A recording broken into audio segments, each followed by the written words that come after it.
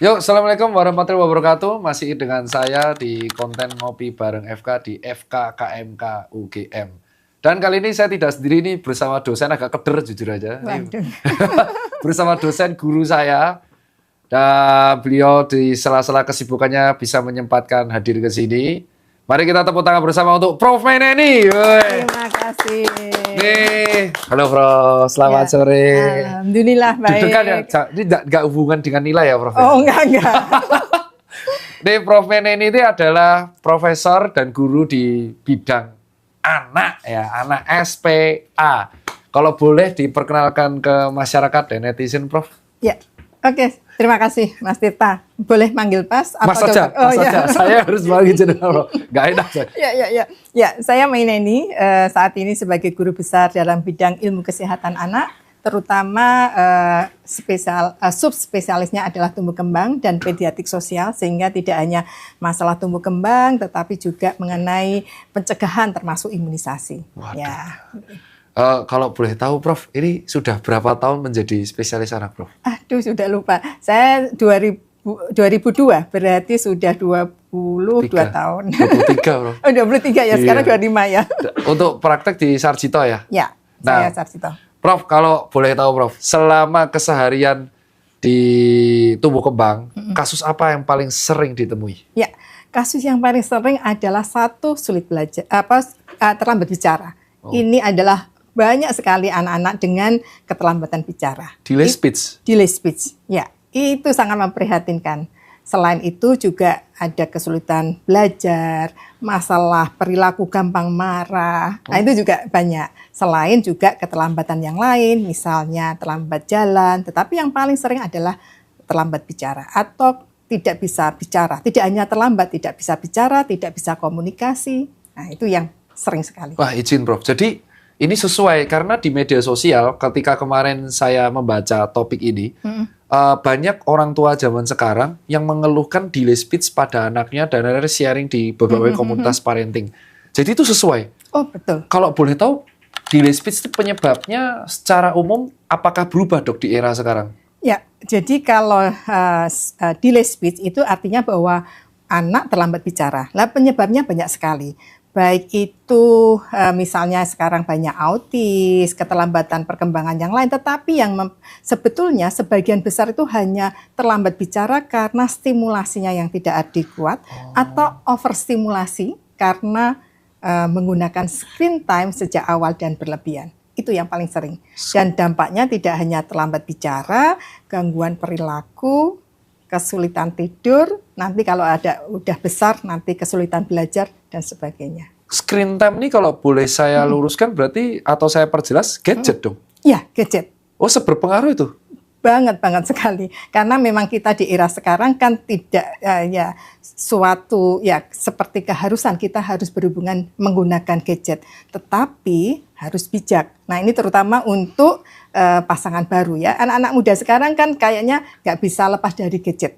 Ya, mau tidur aja gadget. Bangun tidur yang dilihat pertama kali gadget, TikTok. Ya, Betul. Nah, ini sangat membahayakan terutama pada anak-anak di bawah 2 tahun. Jadi sebetulnya sudah clear sekali rekomendasi, baik termasuk kita, Dokter Anak Indonesia tidak memperbolehkan menggunakan gadget sebelum 2 tahun kecuali untuk video call.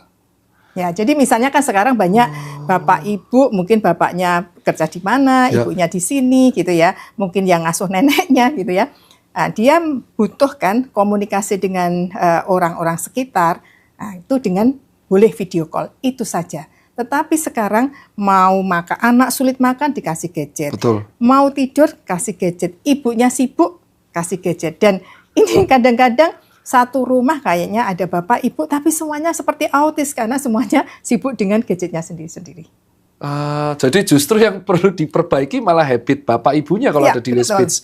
Dan sebenarnya ada batasan nggak, Prof? Kalau ada penelitian atau mungkin dari murid-muridnya Prof yang disertasi sudah meneliti batasan amannya berapa jam sih, Dok, kalau anak kecil itu? Ya, jadi tergantung usianya. Oke. Ya, jadi tergantung usianya. Tadi seperti tadi bahwa di bawah 2 tahun, kecuali untuk itu tadi video call. Bahkan ini, tapi sekarang kan jarang ya TV. Tapi misalnya dia tinggal dengan neneknya, kan masih ada nenek yang suka TV. background TV pun juga sebaiknya tidak. Jadi kan ada TV dihidupkan terus gitu. Nah, sebaiknya enggak, karena itu juga akan membuat distraksi pada anak ya. Nah, kemudian umur 2 tahun 1 jam. Nah, nanti akan dengan bertambahnya usia, maka rekomendasinya menjadi lebih sering. Oh, gitu, dan ya. itu harus tetap ada interaksi. Oh ya, kenapa kok gadget itu nggak boleh? Karena kan gadget kalau kita melihat itu kan hanya fokus ini. Mana ada gadget kemudian mungkin kemudian Satu arah ngomong kan gitu. ya 2 arah kan nggak ada. Padahal Betul. anak justru yang dibutuhkan adalah komunikasi 2 arah. Bahkan bicara pun kita harus ada kontak mata, ekspresi wajah. Anak-anak sekarang kan ngomong kayak cuek gitu ya. Nah, Betul. itu benar-benar tidak baik ya. Jadi gadget itu satu, dengan adanya gadget maka dia akan fokus pada ini, tidak ada interaksi 2 arah sehingga waktu yang bersama dengan orang tua, anak sebayang yang lain akan berkurang. Selain itu memang pada di bawah 2 tahun ada seperti video defisit ya, gap. Karena dia belum bisa menginterpretasikan, kalau gadget kan 2 dimensi. 2 dimensi. Padahal kita hidup ini kan 3 dimensi. dimensi. Nah, sehingga dia belum bisa menginterpretasikan apa yang didapat itu. Ya, jadi banyak sekali alasan dan buktinya tidak hanya penelitian tapi dalam hariannya. Ya, kami banyak sekali anak-anak yang tidak bisa bicara, mudah marah. Ternyata memang excessive screen time, begitu kita edukasi kepada orang tua, ibu stop HP, tetapi tidak hanya anaknya yang stop HP, bapak ibu juga sama. Ini krusial banget. Jadi bapak ibu ya kadang-kadang tuh nggak bisa. Nah, bapak ibu masih menggunakan gadget, anaknya suruh nggak menggunakan, ya dia marah. Jadi stop, tetapi harus dialihkan menjadi aktivitas lain yang interaksi yang menarik. Nah, ini kesulitannya di situ. Oh, ya, jadi harus komit ketika di rumah. Ya pas makan bareng atau sesi family ditaruh. Ya, jadi memang makan itu adalah interaksi yang cukup baik antara orang tua, suami istri dengan anak. Jadi biasakan kalau makan itu adalah ya ngobrol sambil makan, tapi tidak ada gadget sama sekali pada waktu makan. Oke, itu note. Dan saya masih menarik ini yang marah. Kok bisa jadi manajemen emosinya? Kok jadi marah ya? Keluhannya tadi lumayan meningkat ya, keluhan marah. Ya. Kok bisa ya, Prof? Ya, jadi emosi. Jadi tadi terlambat bicara, kemudian masalah tidur, Betul. dan perilaku. Okay. Nah, ini saling berhubungan dengan satu dengan yang lain. Ya, jadi kalau anak kemudian sudah terbiasa dengan gadget, ya, dan ini sangat adiktif. Sangat-sangat adiktif. Saya aja contohnya punya cucu 1,5 bulan, baru kemarin 2 hari yang lalu saya coba gitu ya. Karena waktu itu saya juga bapak ibunya baru sibuk, dititipkan saya gitu ya. Saya tuh nggak sengaja buka HP, kemudian dia melihat, itu kan dia senang sekali kucing, meong, dia itu pengen sekali, marah sekali. Itu contohnya anak cucu saya. Ya, sehingga karena memang sangat menarik kan, gadget itu warnanya masih menarik dibandingkan dengan daripada main biasa, Lego dan kawan-kawan. Warnanya menarik, mungkin suaranya dan sebagainya. Sehingga ini sangat adiktif sekali. Nah, kembali ke tadi ya. Jadi begitu anak itu kemudian melihat gadget, maka dia akan suka dengan ini sehingga dia tidak peduli dengan lingkungannya. Apalagi kalau bapak ibunya juga sibuk sendiri. Ya, sehingga nanti dia tidak bisa tergantung usianya, tidak bisa melihat ekspresi wajah anak yang lain. Padahal kan anak itu adalah masanya adalah bermain. Ya, betul. Jadi anak itu adalah bermain, belajarnya itu adalah bermain, berinteraksi dengan lingkungannya, terutama dengan bapak ibunya, nanti mungkin dengan anak-anak sebaya, itu sangat-sangat penting. Nah, begitu dia ini, maka dia mungkin kurang tertarik dengan anak yang lain. Oke. Ya. Dan ini cocok karena di dunia digital sekarang ada yang namanya, kalau teman-teman netizen namanya brain rot. Jadi brain rot itu ketika kita tuh ngalamun tapi sambil lihat handphone. Dan itu bisa sampai 8-9 detik. Dan ini selaras ya Prof, kalau saya mau tanya lagi, apakah efek dari tumbuh kembang yang bermasalah, yang tidak ditangani dengan baik, itu se-impactful itu ke dewasa?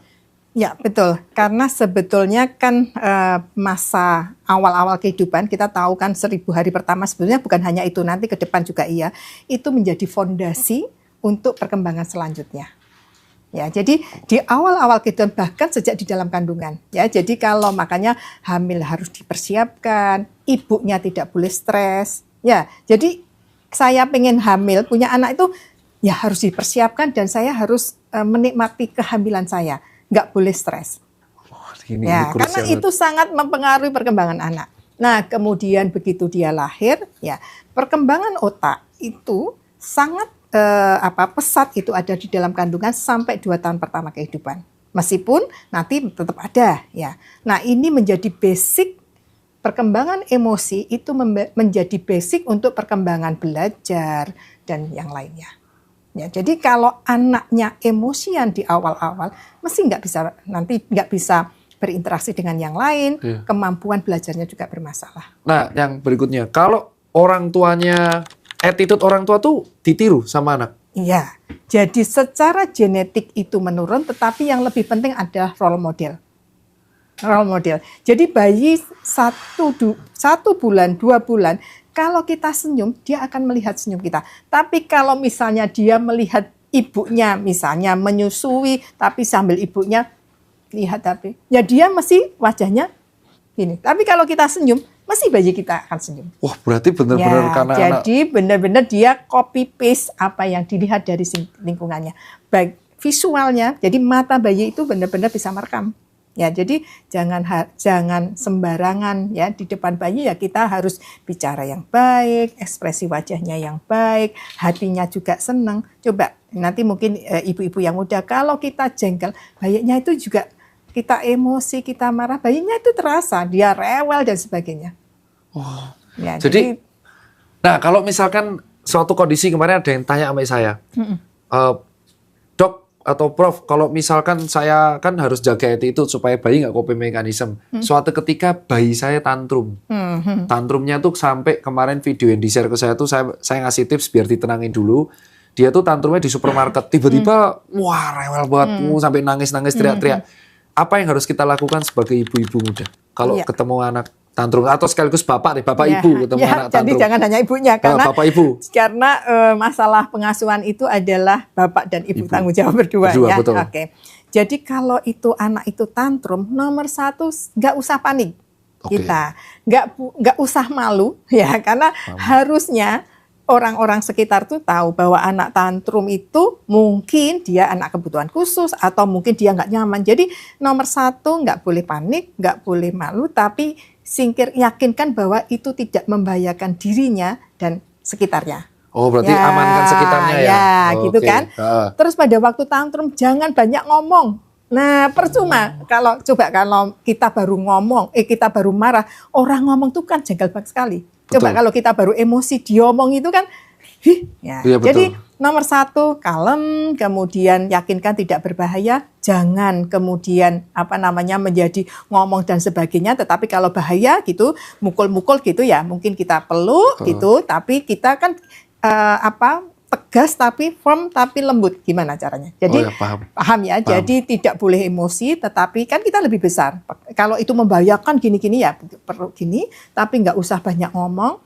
Kemudian, tapi kalau tidak, nggak mau, diamkan aja sampai dia tenang sendiri. Oh, biasanya penyebabnya apa sih, Prof? Jadi tantrum itu sebetulnya tergantung anaknya tipikal anak yang normal atau anak dengan kebutuhan khusus, kan berbeda. Ya, kalau kita ngomongkan anak-anak yang tipikal yang normal. Nah, tantrum itu biasanya mesti dia ada pencetusnya. Nggak mungkin tiba-tiba anak itu tantrum.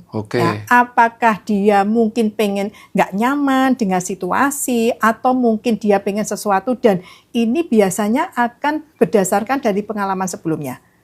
Jadi kalau saya itu, kan anak itu negotiable sekali. Kalau saya ini tantrum seperti ini, nanti biasanya kan kita malu, terus apa-apa dituruti. Benar nggak? Betul. Nah, nanti dia akan seperti itu lagi. Jadi kan itu adalah fitrah seseorang. Kalau perilaku, kalau kita mendapatkan reward positif, maka kita akan mengulangi.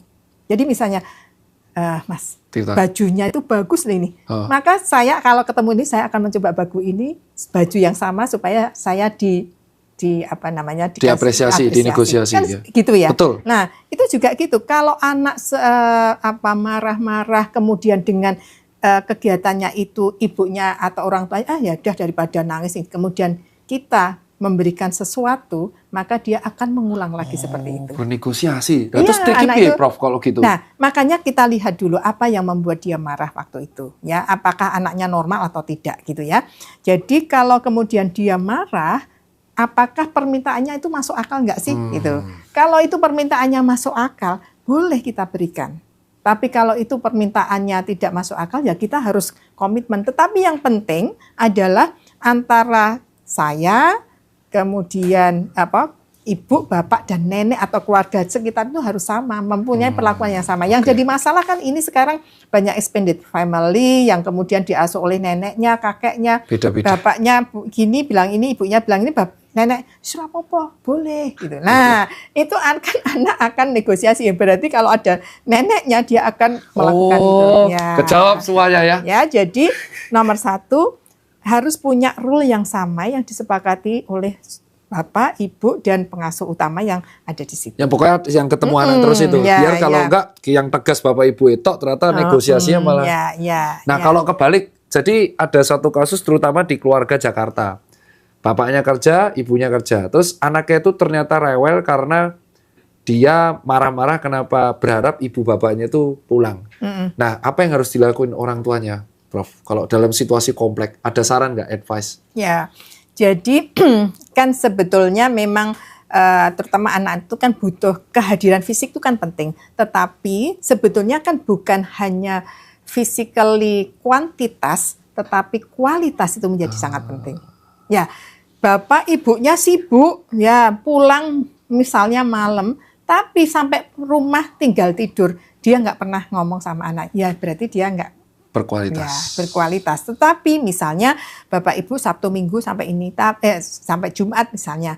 Tapi Sabtu kan ya ada waktu kan Betul. dengan anaknya. Nah, itu adalah waktu yang berkualitas. Ya gunakan, anak itu akan paham loh. Jadi dia tidak hanya apa yang diverbalkan oleh Bapak Ibunya, tetapi dia bahasa tubuh. Anak itu sangat sensitif.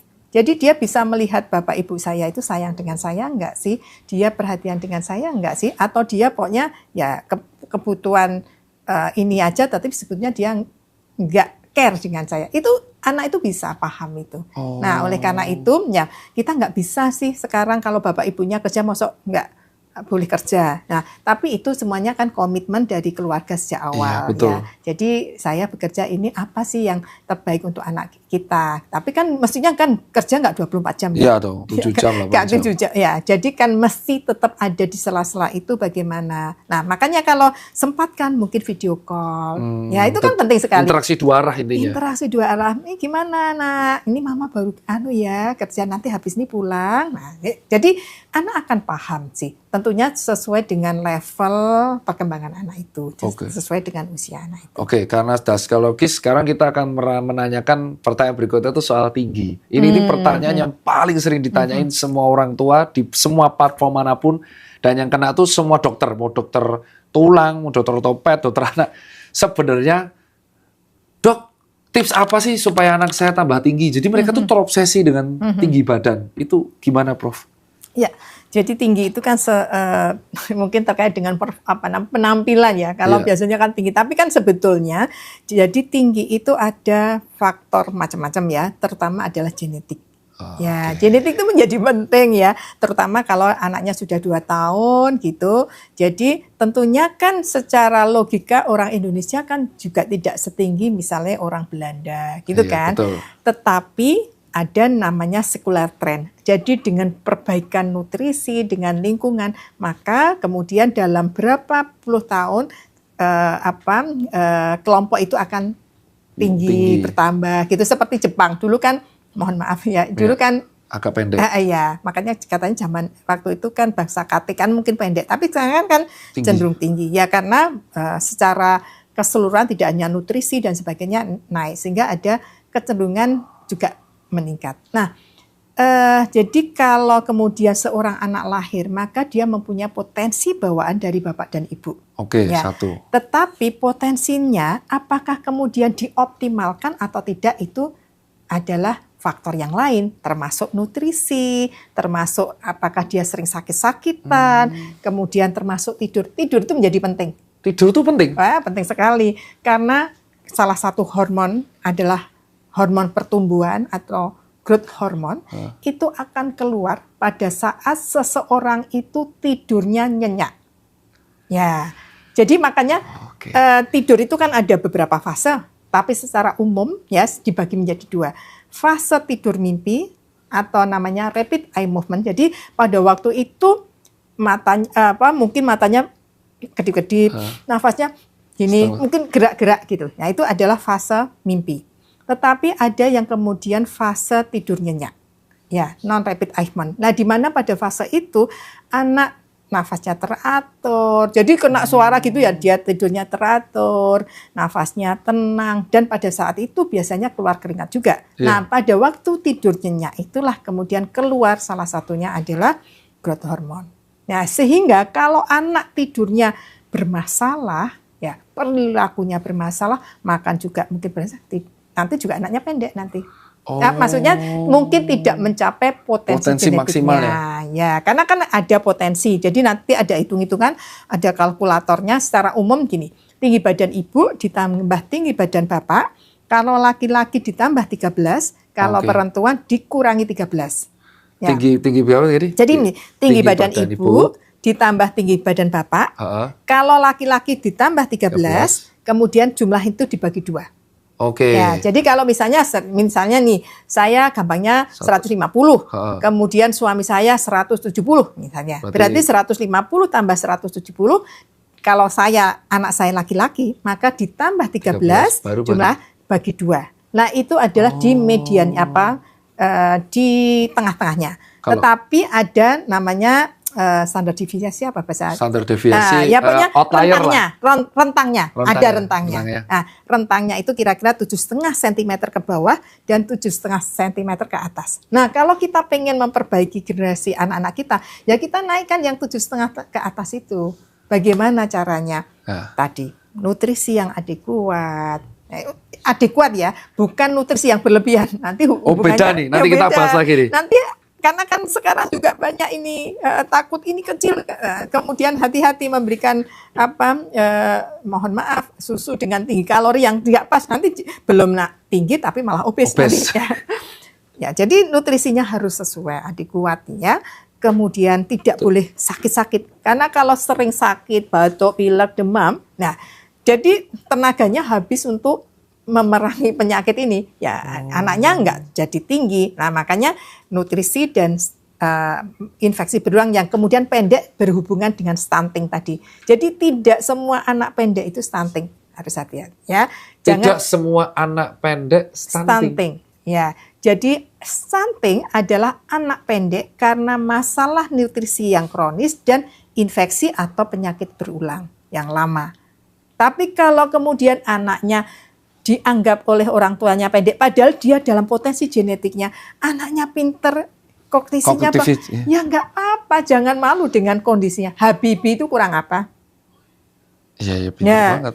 Ya kan? Pinter banget. Hebat sekali. Pinter banget. Jadi artinya tidak semua ini juga jangan membuat stigma ya bahwa ini pendek mesti stunting, tidak. Tetapi memang anak pendek di dalam 2 tahun pertama itu sebagian besar, tidak semua adalah stunting. Karena di 2 tahun pertama potensi genetik itu belum terlalu berpengaruh. Yang lebih berpengaruh adalah nutrisi, infeksi, dan lingkungan. Makanya penting sekali dalam kandungan sampai 2 tahun, meskipun yang setelah itu juga penting, adalah masalah tadi nutrisi, lingkungan, stimulasi. Nah, baru genetik itu baru berkorelasi itu setelah 2 tahun. Setelah 2 tahun? Ya, itu korelasinya sekitar 80%. Oh, makanya di 2 tahun awal itu adalah titik evaluasi stunting paling awal ya? Ya, karena memang pendek di umur itu sebagian besar karena stunting, tidak semuanya. Tidak semua. Jadi sebagian besar itu. Nah, itu makanya yang perlu kita intervensi, kita cegah adalah di 2 tahun pertama kehidupan, 1000 hari pertama kehidupan. Prof, untuk yang soal tinggi badan ini, kalau kita nutrisi yang adekuat tadi agak gatal tuh, nutrisi adekuat yang pas sama nutrisi yang berlebihan, itu bedanya gimana Prof supaya tahu anak kita cukup?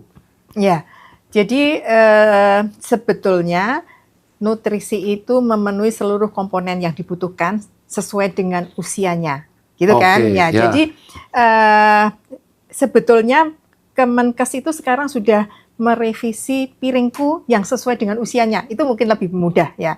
Kalau itu kita mengacu pada populasi publik ya. Jadi kalau 0 sampai 6 bulan ASI. Itu ya, semua sudah sepakat ya. ASI.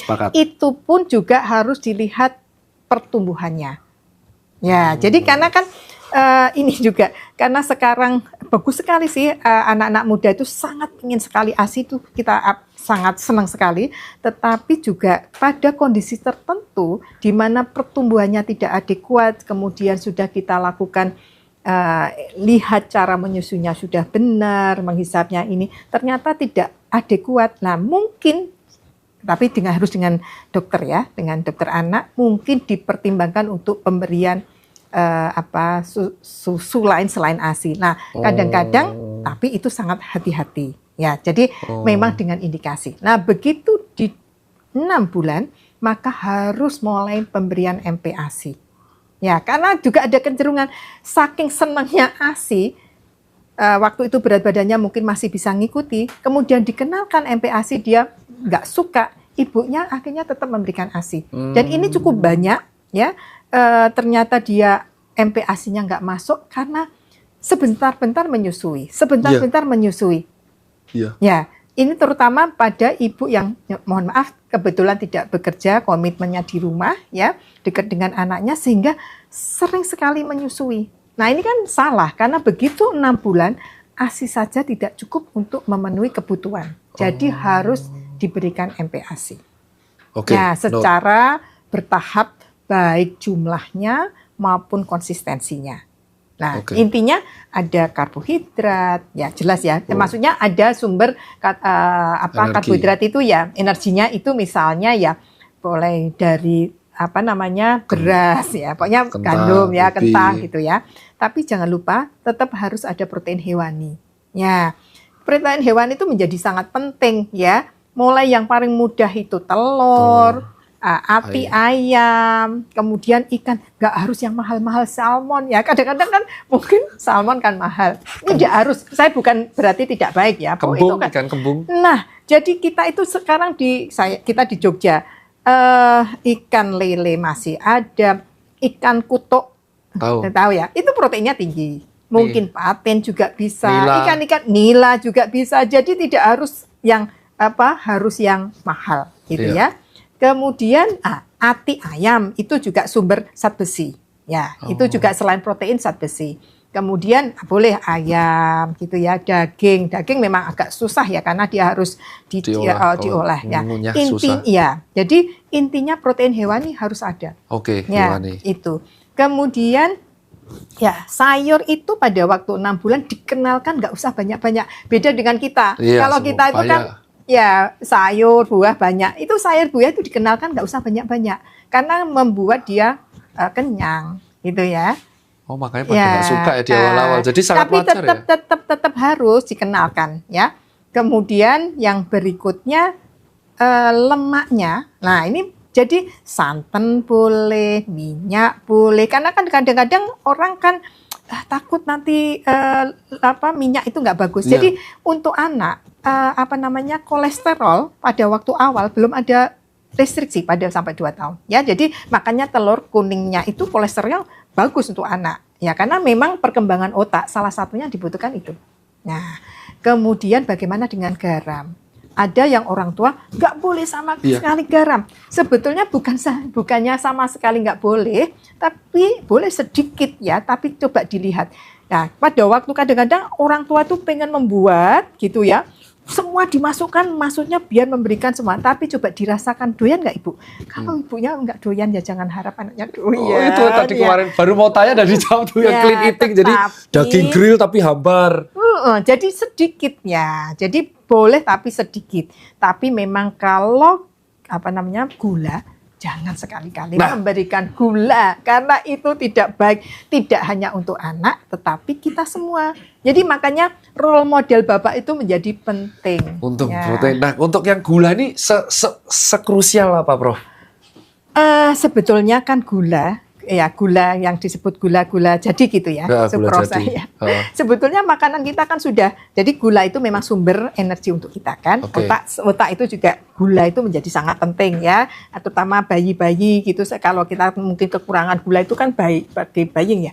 Tetapi sumber gula itu kan tidak harus dari gula buatan lah. Karena makanan apa namanya kita misalnya nasi. Kentang, nasi itu kan sudah sumber gula, betul. Ya sumber energi, sehingga jangan biasakan menggunakan gula sebagai apakah minuman, apakah makanan karena sudah ada sumber itu. Ini jadi kan kita itu termasuk penyakit gula itu kan banyak ya, kita itu sekarang di anak banyak. Banyak. Kita sudah mulai penyakit-penyakit namanya metabolik pada anak-anak itu mulainya harus sejak anak-anak.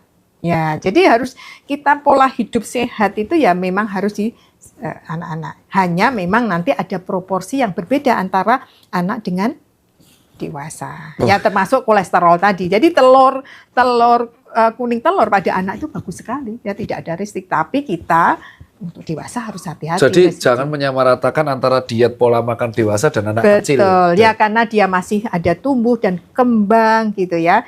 Dan kebutuhannya proporsinya itu berbeda antara anak-anak dengan dewasa. Nah kalau suplemen, kayak contoh kayak sirup apa itu? Sirup minyak ikan. Minyak ikan, D3, vitamin B. Kapan seorang anak harus menambahkan suplemen makanan orang tuanya memberikan itu? Ya. Jadi misalnya vitamin D3, ya, ini kan menjadi jumlahnya nggak banyak, yang butuhkan nggak banyak, tetapi kalau nggak ada dia akan menyebabkan berbagai kondisi. Ya, sebetulnya dibutuhkan nggak terlalu banyak. Sebetulnya Indonesia itu sebetulnya teorinya kita itu kan melimpah sinar matahari ya, yang itu kalau kita makan provitamin D itu akan diubahkan teorinya seperti itu. Tetapi memang anak-anak kita itu juga kekurangan vitamin D itu. Karena apa? Kita itu takut hitam, ya nggak? Betul, ya takut hitam. Sehingga anak-anak itu sebetulnya diumbar main di luar itu kan bagus ya, untuk aktivitas dia bermain free play ya. Jadi permainan anak itu harus yang bebas gitu ya, itu juga penting, termasuk dengan sinar matahari. Nah sayangnya kita itu orang tua kan takut dan sebagainya, sehingga kekurangan vitamin D itu mungkin bisa terjadi. Tetapi sebetulnya terutama pada mereka misalnya yang lahirnya berat badan lahirnya kecil, belum saatnya, itu mungkin mempunyai risiko kekurangan vitamin D. Ya, tetapi kalau tergantung sumber makanan kita itu cukup nggak nih? Kalau sebetulnya cukup, ya boleh kemudian kita tidak perlu. Tapi kalau kurang, berarti mungkin kita berikan suplementasi vitamin D. Tetapi memang sebetulnya kebutuhannya juga nggak banyak sih. Ya. Itu udah langsung aja. Dan untuk menuju yang ini soal mitos berikutnya soal penampilan. Karena ini kan terkait pertanyaan sebenarnya perwakilan wali murid. Sekarang tuh di zaman sekarang ada teknologi dan fashion. Jadi banyak orang tua mendidik anaknya dengan gaya fashion yang mirip sama mereka. Kalau zaman saya dulu pas kecil kan saya didadanin yang bajunya warna-warni, mainannya warna-warni. Sekarang beberapa anak kecil tuh didadanin kayak orang tua, potongannya kayak orang tua, bajunya persis dewasa. Itu kalau dari pandangan Prof May itu, apakah kita harus mengikuti itu atau gimana, Prof? Ya. Yang betul. Jadi, baju pada anak. Prinsipnya gini ya, anak itu bukan miniatur dewasa. Ya, itu ya. Jadi anak itu bukan miniatur dewasa karena secara fisik tidak hanya kecil, tetapi proporsinya berbeda. Jadi proporsi ukurannya itu berbeda antara kita dengan orang dewasa. Misalnya di awal lahir itu kepalanya proporsinya lebih besar dibandingkan dengan proporsi dewasa. Betul. Gitu ya. Badannya di sini lebih panjang. Nah, nanti semakin besar kan kakinya yang lebih panjang. Jadi bukan miniatur, termasuk perkembangan emosi, perkembangan semuanya itu kan masih butuh berkembang. Jadi tidak sama seperti ini. Nah, oleh karena itu sebetulnya kita itu harus memenuhi kebutuhan anak, bukan keinginan kita. Ya, jadi kalau kemudian didandani dengan dewasa, menurut saya ya kurang pas. Ya bukan berarti nggak boleh ya, menurut saya kurang pas. Tapi kalau mungkin motifnya mirip gitu ya, kadang-kadang kan satu sama gitu kan, ya boleh. Tetapi jangan paksa anak kemudian berdandan seperti dewasa. Nah ini karena kan anak itu butuh ya, dia biasanya usia-usia awal itu butuh yang menarik, ya warna-warni gitu ya. Kemudian yang membuat dia senang begitu. Nah, sehingga sebaiknya ya jangan kemudian diperlakukan seperti dewasa. Oke, jadi memang harus sesuai kayak baju ya, baju kartun, anime gitu kan. Itu kan Iya, sekarang itu lebih bagus. Lebih bagus kan, karena memang corak dan menarik. Iya, coraknya menarik. Sekalian nanti dia belajar juga ini warnanya, ini gambarnya apa, gitu ya, warnanya apa, betul. gitu. Sekarang untuk belajar gitu. Iya. Dan soal kurikulum, Prof. Jadi kan beberapa pertanyaan dari wali murid juga, kurikulum sekarang nggak ada ranking ya, nggak ada ranking, Prof. Dan ini langsung ke narasumbernya langsung nih yang ahli. Banyak orang tua murid itu merasa kalau nggak ada ranking itu anak nggak termotivasi buat belajar. Nggak juga. Nah itu, apa kurikulum ini menurut Prof May setuju apa enggak dan sebaik apa sih kalau misalkan dengan kebijakan itu? Ya, menurut saya ya. Jadi memang karena kalau ranking itu kan berarti masih ada nomor 1 dan nomor bawah. Itu nomor 1 mungkin jadi stigma. Gitu kan? Jadi kalau semuanya pengen nomor 1, gimana? Kan mesti harus ada ini ya. Jadi menurut saya yang di awal-awal itu yang penting kan setiap anak mempunyai kekuatan tetapi juga limitasi. Betul. Jadi yang dipentingkan adalah mencapai potensinya. Sehingga sebetulnya bukan ranking 1 ini tetapi saya lebih suka narasi sekarang itu bahwa anak ini kemampuannya sudah sesak ini, kelebihannya ini, area yang perlu improvement itu apa? Betul. Nah, sekarang jangan hanya nomor ini, karena misalnya dia ranking matematika, dia ranking bawah, bukan berarti dia anak yang bodoh ya, karena mungkin dia talent di tempat yang lain, dia punya keterampilan di yang lainnya, dan nanti jadi justru yang kita kuatkan adalah apa sih kekuatan anak. Setiap anak mesti punya kekuatan. Dengan segala, mungkin dia ada limitasi yang perlu dilakukan perbaikan. Oke. Ya, sehingga bukan berarti ya sekarang cara ibunya mengajari anak belajar adalah bukan supaya kamu nomor 1. Jangan bilang gitu. Kalau semua orang pengen 1, yang nomor 2 siapa? Tapi apa? Jadi Dek, ini supaya kamu pintar, kamu bisa, nanti kamu cita-citanya apa sih? Nah, bisa mencapai cita-citamu, seperti itu. Jadi motivasinya bukan nomor 1, tetapi itu yang terbaik untuk anak ini. Oh, jadi dia tidak ambisius ya? Ambisi itu penting, tapi ambisius nggak boleh. Wah, beda, ini keren banget ya. Ambisi, ya kita harus punya ambisi. Kita ambisi harus punya, itu penting. Kita harus punya visi, punya goal gitu. Tapi tidak boleh ambisius, karena ambisius itu adalah mencapai tujuan dengan segala cara. Tapi kalau ambisi adalah target kita itu apa, dan target anak sama-sama umurnya sama, targetnya bisa berbeda-beda, disesuaikan dengan kemampuan anak itu, dengan potensi itu, gitu. Ini karena mendekati akhir, yang saya tanyakan kalau nanti ada wali murid atau nih orang tua, sebenarnya seberapa sering kita harus ke poli tumbuh kembang anak? Ya. Apakah saat sakit toh atau saat? Ya. Jadi kalau kami, karena sebetulnya sebagian besar memang ada anak dengan kebutuhan khusus, tapi sebagian besar itu kan anak itu relatif dilahirkan dengan potensi yang baik, yang normal, yang dia bisa tumbuh kembang. Nah, tetapi ada beberapa yang kemudian ini sebetulnya dia ada potensi nih, tetapi tidak mencapai ini karena pengasuhannya tidak baik dan sebagainya. Oleh karena itu justru yang penting adalah rutinitas. Jadi kontrol ke dokter anak di poli tumbuh kembang untuk melihat apakah pertumbuhannya normal, apakah perkembangannya normal, dan kita biasanya tidak hanya melihat pertumbuhan perkembangan, imunisasi juga gimana, nutrisinya gimana, ya. Kemudian pengasuhannya sudah sesuai nggak sih?